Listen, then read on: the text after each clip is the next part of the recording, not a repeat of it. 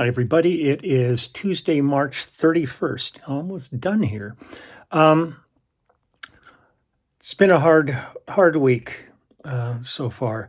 I've talked about it in the past many times, and that was the band I was in the late 60s called Wolfgang. It was still probably one of my favorite bands I was ever in.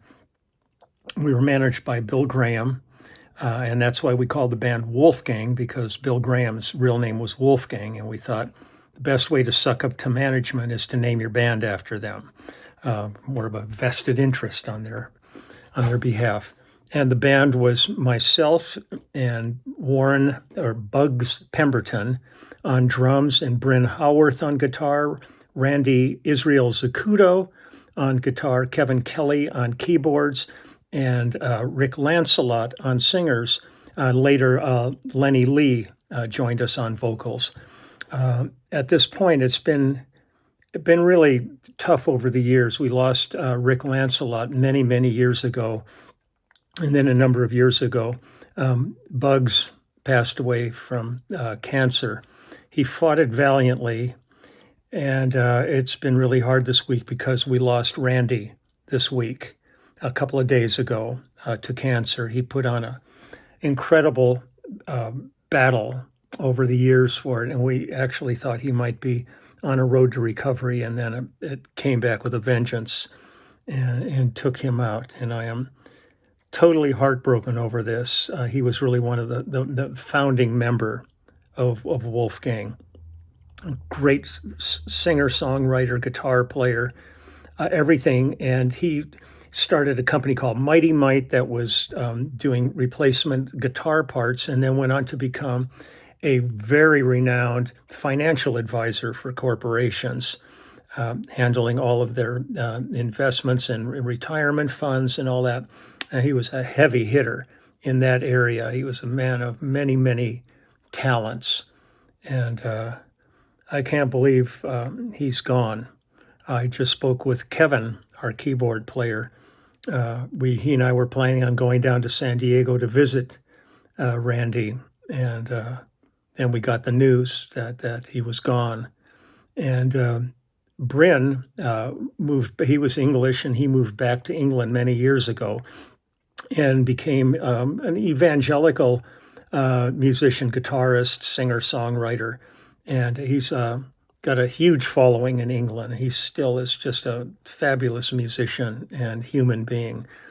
So it's like the three of us are left, but we cut some. The only time I'd ever been in the studio before my career actually began was with Wolfgang. We got in the studio with the great David Rubinson and cut some demos, which never got finished. They were never mixed. And they were just totally raw at this point, and then everything kind of just diffused and went away. But I thought I've talked about it, and I showed examples in the past. But I thought, since I'm thinking about Randy, who went by Randy, I knew him first as Randy, and then when I bumped into him at another point, I said, "Randy, how you doing?" He goes, "Oh, my name's Israel." I go, "Oh, okay, Izzy, cool." And then some more time went by, and I said, "Izzy, how you doing?" He goes, "Oh, my name's Randy." He just kept changing back and forth. But in his professional career, he was Randall Zacuto. But I thought I'd show you a nice little way we approach things. There was a great Bob Dylan song called "Most Likely You Go Your Way and I'll Go Mine." And we loved that song. And I'll play Dylan's version of it. And I'll show you what we did as Wolfgang with it. And a lot of this was driven by the great Randy Zacuto. So here's Dylan's version of "You Go Your Way and I'll Go Mine."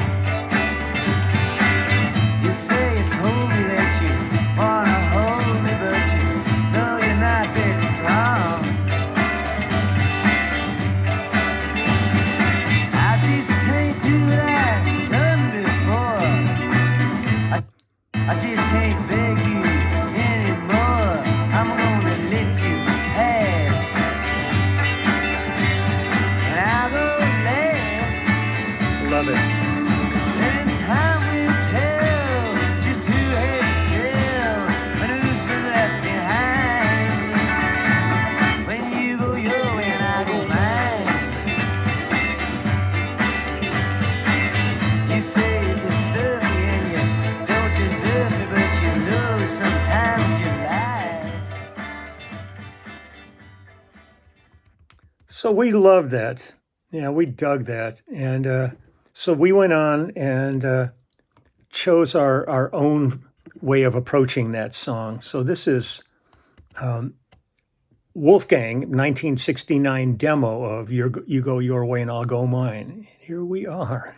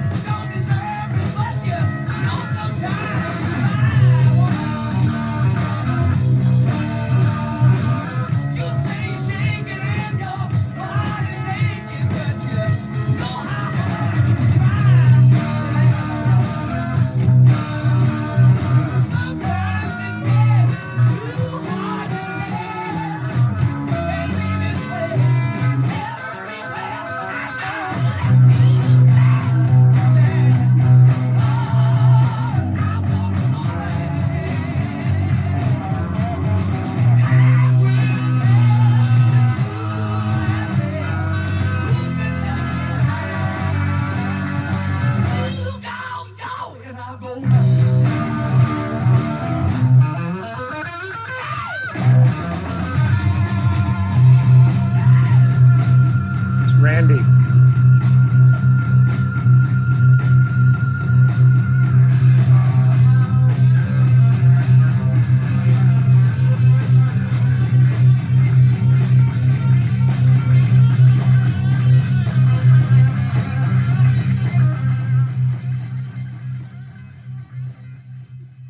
Does a long jam on this. But like I said, this was unmixed. This was just really raw in the studio, and then we never got to finish them. And that was Rick singing on that one. I'll play you one here with Randy singing on it called Cops and Robbers. Let me stop this one. Here we go. It's Kevin on keys.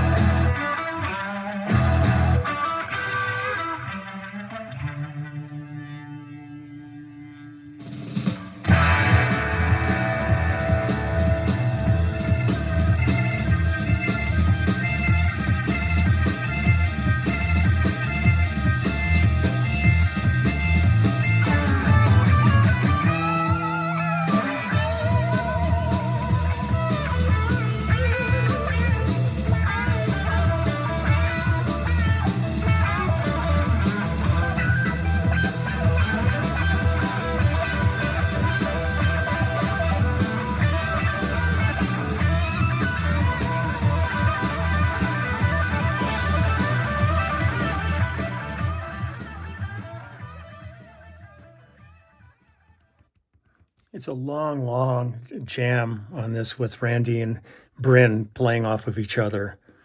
But I love this band.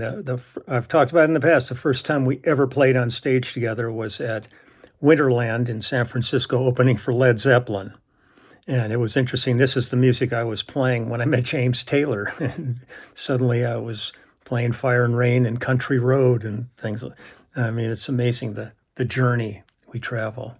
But I'm just feeling this kind of sense of loss with Randy.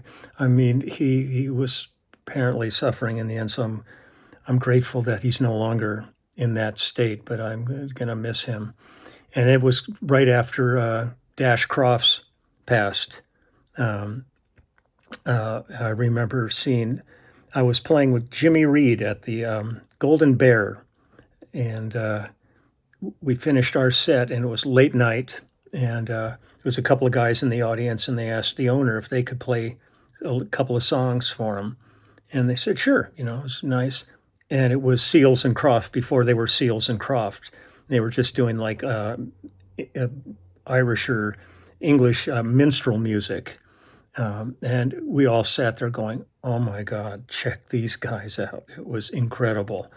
And Jimmy had passed some time back, but it was really sad the other day to see that Dash was gone too. Their legacy musically was incredible. And one of my favorite bass players played on their records, a bass player named Bobby Leidig.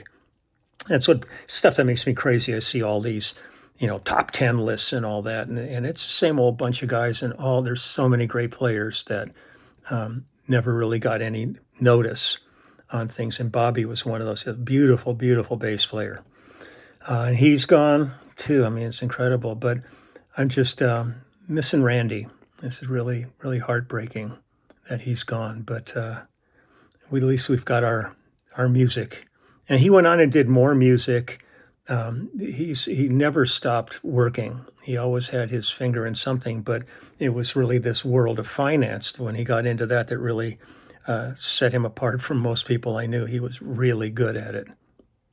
So Randy Zacuto, my heart is with Donna and the family and in our musical community that's going to miss you profoundly. But I love you, my brother, and maybe we'll make some music again sometime, okay? So take good care, and I'll talk to you all later. Bye-bye.